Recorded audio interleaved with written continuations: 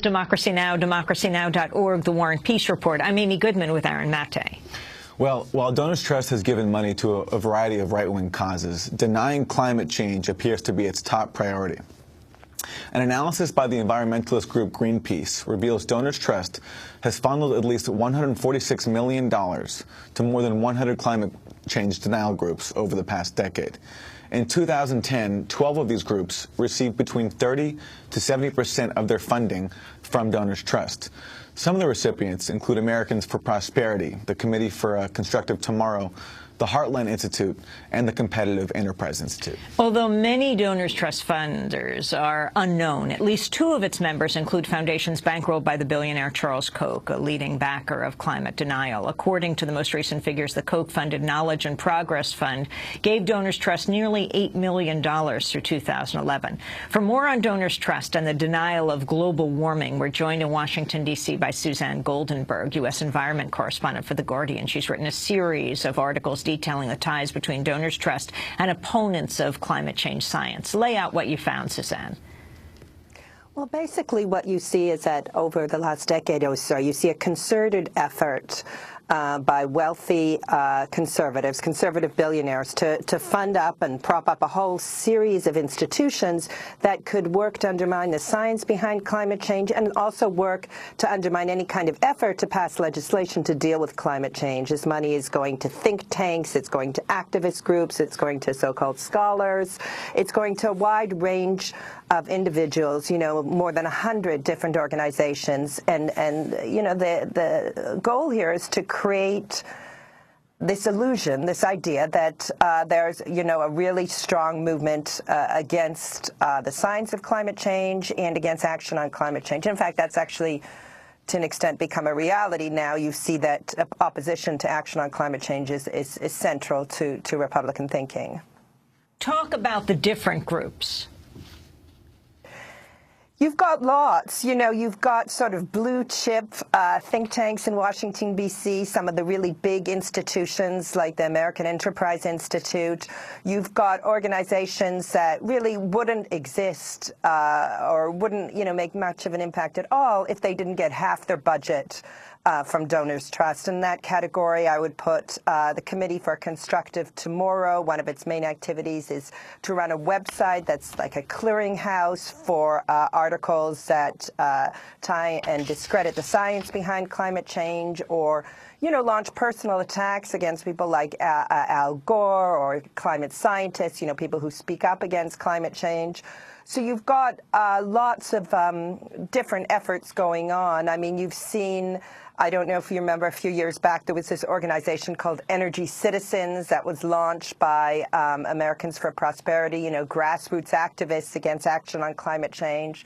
That, it now turns out, had funding from Donors Trust as well. Donors Trust declined our request to join us on today's show, but the group's president and CEO, Whitney Ball, provided us with a statement. She wrote, Donors Trust was established to promote liberty and help like-minded donors preserve their charitable intent. We follow the same rules and operate in the same manner as other donor-advised funds, which include the Fidelity Charitable Gift Fund, Jewish federations, local community foundations, and the Leftist Center Tides Foundation, just to name a few. Donor-advised funds are classified as public charities and thus are not required to disclose their donors. I do not know of a donor-advised fund that makes their donor list public. The press has referred to us as a black box, labeled our funding as dark money, and Suzanne Goldenberg described us as secretive. These characterizations are unfair and misleading. How is it that the Tides Foundation, which has a record of funding environmental causes and does not publish donor lists, is never characterized in the same way by these same reporters? Your response, Suzanne Goldenberg, as she names you. Well, oh, sure. This is the first I've heard of it. Well, you know, I talked to Whitney Ball. I asked her flat out, can you tell me who gives to you, what kind of people give to you? And she said, no. I mean, that, in fact, is the purpose of this trust, to make the giving anonymous, to allow these conservative billionaires to remain hidden. And I think, you know, she's trying to cast this as, look, the right have their organizations, the left have their organizations. I think there's something really different here, and that comes into play, and that these organizations, being supported by Donors Trust, are actually working to spread information that is factually incorrect, that is untrue. You know, it's as if you're sort of funding groups to go around saying, oh, you can get the HIV virus from toilet seats. You can't draw this equivalence here. These organizations are, you know, were funded for the express purpose, many of them, of spreading disinformation.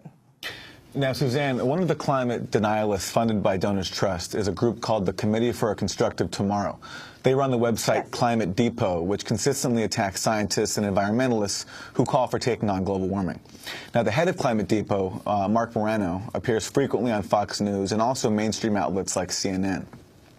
On Monday, the day after tens of thousands of people rallied against the Keystone XL pipeline on the National Mall, Morano appeared on Fox News to warn that Keystone opponents could resort to, quote, eco-terrorism, and he cited as their inspiration the NASA climatologist James Hansen.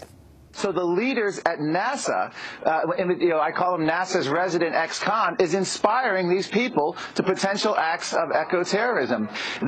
These people believe in this doomsday prophecy and don't think they won't act. I mean, when I was in the U.S. Senate Environment Committee, we had to deal with eco-terrorism when it came to animal rights. We had to deal with, there's been eco-terrorism when it deals with property rights out in Colorado. So it's a very real thing, torching SUVs. This movement, if it gets frustrated, particularly frustrated with a Democratic President, Obama, who's supposed to be their standard bearer, and actually goes ahead and approves the pipeline, there are going to be a lot of angry people, not the least of which is probably the NASA scientist going to jail again, James Hansen. That's Mark Morano of Climate Depot appearing on Fox News. Suzanne Goldenberg, if you talk about his group. Well, I wish I would seen it. I mean, that's quite incredible. Just let's get back to the truth here, is that, yes, James Hansen was arrested, in fact, as recently as last week. And what he was doing was just using plastic twist-tie handcuffs to handcuff himself to the gates of the White House and, you know, in an agreement arranged in advance with the D.C. police, arranged to be arrested in a nonviolent fashion with 40-something other activists, you know, to make a symbolic protest against the Keystone Pipeline. So I do not know how you can describe these kind of acts, which, you know, were pursued by Mahatma Gandhi, Martin Luther King, and other, peaceful resistors. I don't know how you can call that eco-terrorism. But I think it's really interesting and important to see what Mark Morano is doing here, and which is that he's deliberately spreading misinformation and lies, really, about what happened and about the means of protest that are taking place against the Keystone Pipeline. And this is crucial because it helps create this sort of confusion about what people are doing to oppose the pipeline. And in that confusion, it makes it difficult for people to make an informed choice about what is right, what is wrong. And it makes it really hard for people in Congress or people in government agencies and in state agencies to actually act on a very urgent problem because there's so much confusion and controversy surrounding it. Suzanne, the Donors Trust-backed Heartland Institute sparked controversy last year after it paid for a billboard advertisement in Chicago likening those who accept the reality of global warming to the Unabomber, Ted Kaczynski. The billboard featured a picture of Kaczynski and the words, "I still believe in global warming, do you?" Talk about the Heartland Institute, this ad. That's interesting. I just want to add briefly first, you know, I asked Whitney Ball about that advertisement, and she laughed. And she said, look, and, you know, I was asking, well, did your donors like what Heartland did? And she said some of them did, some of them didn't.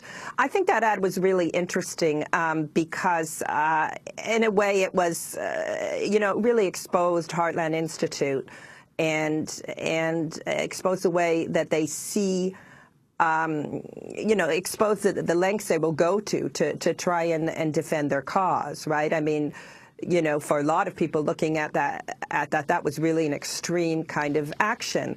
And I think that's true. I think what Heartland and these other groups are promoting is a really extreme view and a wrong-headed view of the science of climate change, of the need for action on climate change. That billboard, for many people, crystallized that extreme view. To go back there, the reason why Heartland put up that billboard was because they were feeling besieged and under attack because of a disclosure of information about their finances, which showed that they were being heavily financed by the Koch brothers and by conservatives like Donor Trust. So they had been the victim of a sting, which sort of laid bare all their financials, laid bare their strategy, and they fought back and and sort of went overboard with this extremist ad about the Unabomber. Now, Suzanne, we've talked already about the actions of Donors Trust on the state level, and you've written about their funding of groups trying to fight wind farming in several states. We have 30 seconds. Yeah, I think that's their new focus, is not to look at trying to oppose action in Washington on climate change because it's not happening, but they're going to go out into the states and oppose efforts to increase the amount of renewable energy like wind farms and solar farms. I would also look at them to oppose action by city councils and coastal communities to protect themselves from climate change in future development planning. Suzanne Goldenberg, I want to thank you for being with us, U.S. environment correspondent for The Guardian. Her article, most recently, Secret Funding Helped Build Vast Network of Climate Denial Think Tanks, and we'll link to it at Democracy Now! Thanks so much for watching this report from Democracy Now!, your daily independent global news hour. We don't accept advertising or corporate funding, but rather rely on donations from viewers like you. Please make your contribution by visiting democracynow.org. We need your support today to keep bringing you this hard-hitting, in-depth reporting.